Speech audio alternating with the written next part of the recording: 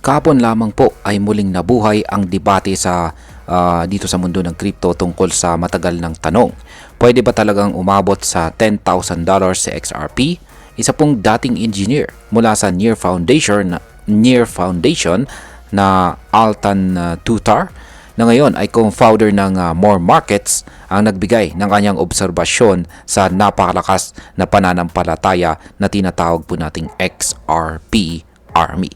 Matapos po niyang sumausaw sa mga XRP focus YouTube channels at dumalo sa XRP Las Vegas event, isa lang ang masasabi niya. Ibang klase ang paniniwala ng mga holder or hodler ni XRP. Kaya ang tanong ngayon, may basihan ba ang ang paniniwala nila o isa lamang itong crypto delusion? Yan po ang siyang ating pag-uusapan sa video na ito. Pero bago po tayo magpatuloy, ay pakibasa na lamang po muna ang disclaimer dito sa ibaba ng ating screen. Yan, simulan po natin kung bakit may naniniwala na aabot sa XRP sa $10,000 na presyo.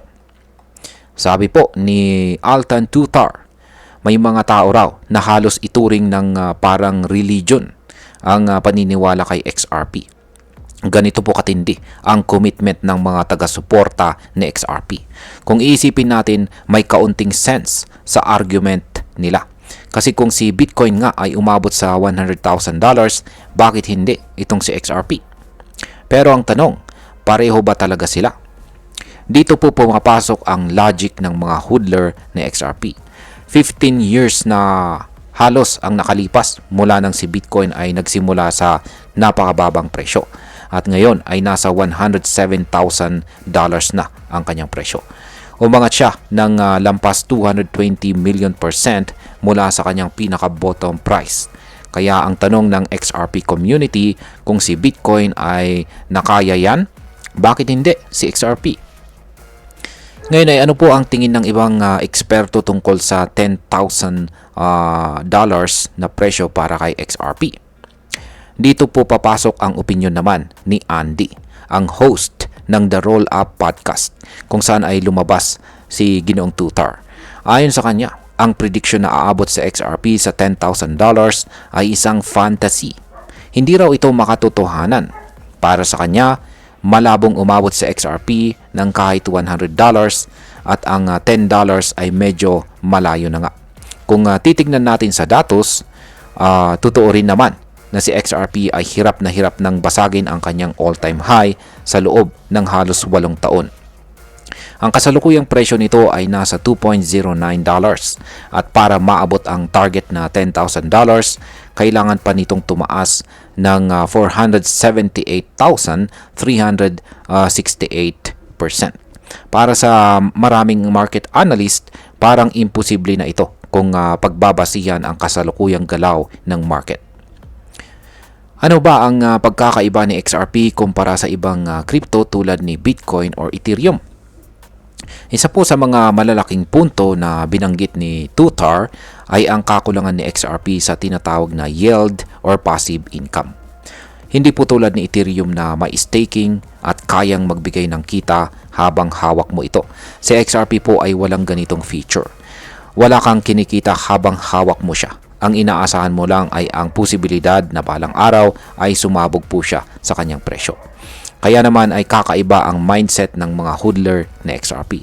Hindi po sila umaasa sa kita buwan-buwan or interest. Umaasa po sila sa isang malaking pagsabog balang araw. Para bang ito ay isang sugal ng pananalig, isang paniniwala na kahit walang passive reward, isang araw ay makikita nila ang bunga ng kanilang hodl life. Ngayon ay paano po naapektuhan nito ang galaw ng mga crypto companies tulad po ng More Markets?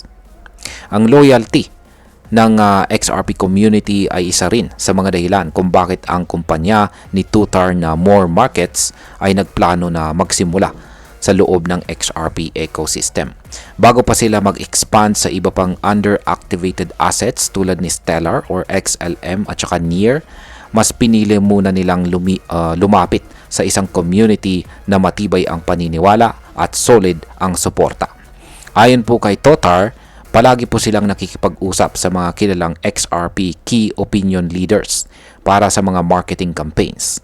Ibig sabihin ay nakikita ng mga bagong project ang halaga ng community engagement bilang pinto para sa mas malaking adoption at saka innovation. At ngayon ay pag-usapan na po natin ang epekto nito para sa atin bilang mga Pinoy crypto traders at investors. Para sa atin bilang mga Pinoy na nag-i-invest po sa crypto, lalo na dito kay XRP, ay may dalawang bagay po tayong dapat na i-consider. Una ay hindi naman po masamang mangarap na tumaas ang presyo ni XRP. Pero kung ang expectation mo ay aabot ito ng $10,000, kailangan mong intindihin na ang ganitong pangarap ay super high risk. Base po sa kasaysayan ng market at sa galaw ng supply at demand, sobrang laki ng kailangang pag-angat para dito. Hindi ito imposible, pero napakababa ng probability. Pangalawa, ang pagiging loyal ay maganda, pero dapat may kasamang critical thinking. Kung ang dahilan mo lang ay ang pag-hold ay kung ang dahilan mo lang ng pag-hold ay dahil may nagsabi na lalaki ito ng ganyang kalaki, ay delikado po ito. Dapat bilang crypto trader o investor, marunong po tayo mag-research, magbasa ng market data at magbantay sa mga development ng project mismo. At bilang panghuli, ang masasabi ko naman tungkol sa isyong ito ay sa totoo lang, believe ako sa community ni XRP. Ang kanilang dedication, ang kanilang paniniwala at ang marketing presence po nila ay hindi matatawaran.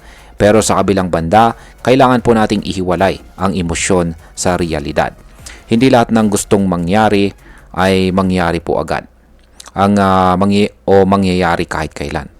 Oo, posible po ang surprise rally. Oo, maaaring may biglang catalyst. Pero kung pag-uusapan ay ang pag-akyat sa $10,000 na presyo, kailangan po nating tanungin, may sapat ba tayong ebidensya, technical man or fundamental, para sabihin na realistic ito? Sa ngayon ay wala pa. Pero hindi rin natin pwedeng ipagkaila na sa crypto lahat ay posible. Kaya nga ang tamang mindset ay hopeful pero grounded. Mag-invest tayo, hindi lang dahil sa hype, kundi dahil sa tamang impormasyon. At ayan, hanggang dito na lamang po tayo sa video na ito mga ka-crypto. Marami pong salamat sa panonood. Ingat po tayo lagi at God bless po sa ating lahat.